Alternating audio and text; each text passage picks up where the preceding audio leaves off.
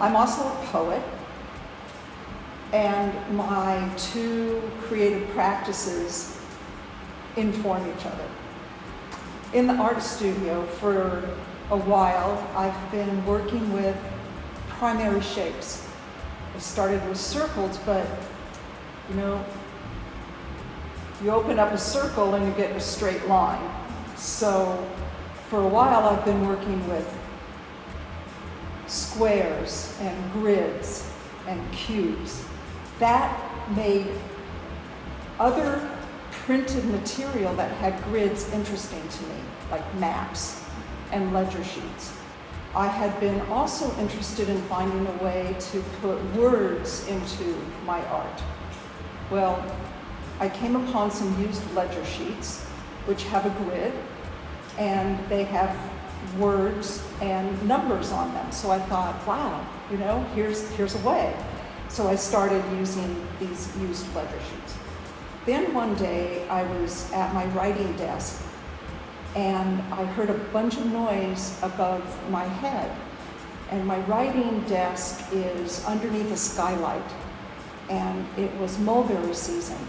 And a crow had taken a mulberry from the tree across the street, brought it over to my house, put it in the rim of the skylight, and was using that to prevent that little berry from rolling away. So I look up and I'm under a crow that doesn't really know I'm there. So I started to take photographs. So that's how crow came in. Then another day, when I was at that very same place writing, I was editing a poem, and I thought I was going to read it at a poetry reading that night, so I was being very severe with myself in my editing, and I was throwing away lines. And when I got to the end of the poem, I saw that I had created a square. So, a square is a square. And the thing about art and creativity is you just have to be available all the time for something to happen. So I thought, oh my God, this is how words can be, I can bring words into my artwork. So I created out of that poem, it never became more of a poem, it became an 11 by 11 inch square that I made a text element out of. And I made a series of 4 different text elements out of that one poem. I then took these photographs of 2-inch cubes that I had made, and I blew those up to 11 inches.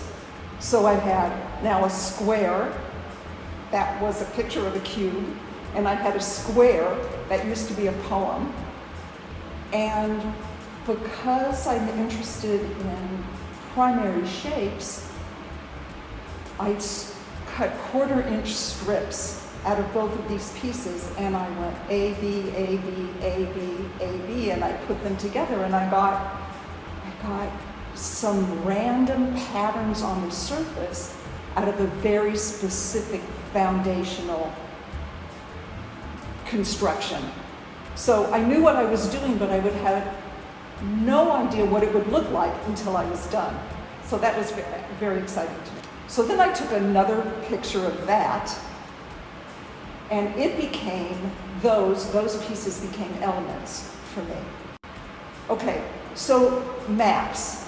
Maps are a grid, and I thought, well, this is just another structure that somebody else created that I can work with. And I realized that the maps allow me to see my environment the way a crow flying sees what I'm inside of. So that's how crows got onto the maps, but something else happened. In Southern California, around here, around LA, I saw that some of the ways the highways meet each other is bird-like.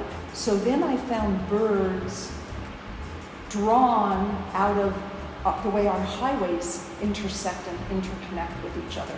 And I took those bird shapes and I abstracted my own crow bird shapes from them and used them as a template to build out of my other elements. So, for instance, one of these pieces has an outline of a crow. That's a bird that I found in a map that I cut out of one of my text sculpture pieces. And it's flying on top of a ledger sheet. So everything speaks to the other thing. That's, everything is everything. So when I realized that a crow was part of my vocabulary that I used to make my artwork with, I thought about the relationship between poetry and art. And it's a very important relationship. And crow flies between the two of them. So I have here, this is Ezra Pound's 1914 poem called "In a Station of the Metro, the apparition of these faces in the crowd, petals on a wet black bough."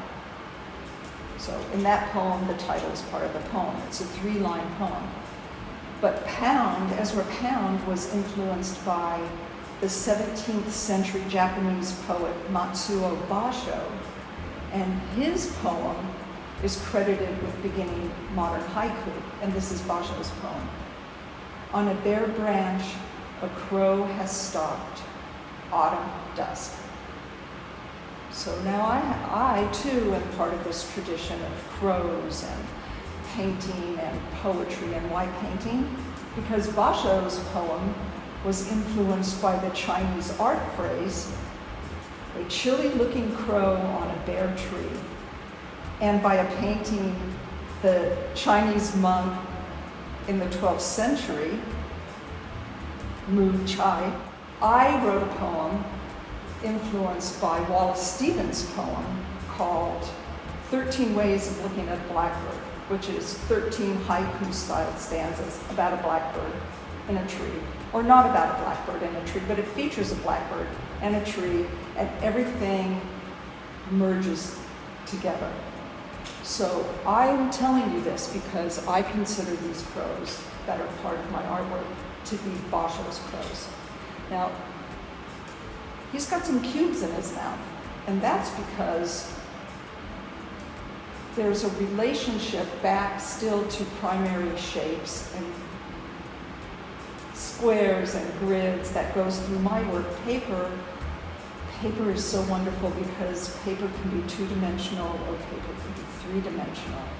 And there are 11 different ways you can build a cube out of 6 squares. And you build a cube out of paper, and suddenly paper, which is a 2-dimensional thing, has become 3-dimensional. And the maps that the crows fly over are the real 3-dimensional world that I walk around in.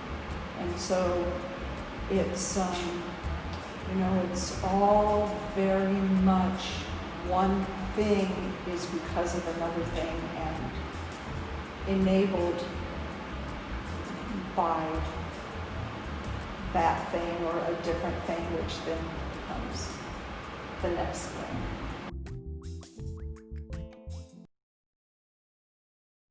In both cases, I have no idea where I'm going.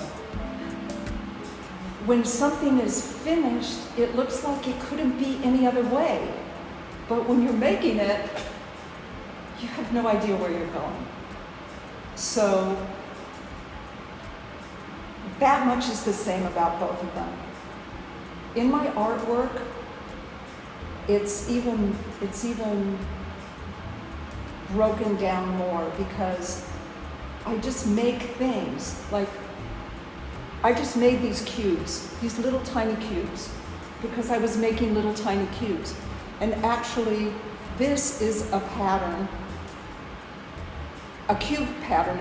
If I were to fold that up, I would get a cube. So I was just playing around with the 11 different ways that you make a cube, but in the end, they all look the same.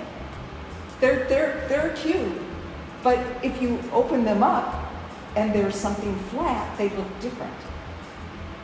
Well, these cubes are made of a photograph of a crow. And then I was just making cubes out of everything. When I made this sculpture, which has ledger sheet to hold him together, he needed something in his mouth. You know what? I had these cubes in the art studio, so the answer is, especially with art, I just make things and then they become something bigger. But I don't know at all what any one thing will be part of when I start to make it. Okay. Oh my gosh. Yes and no.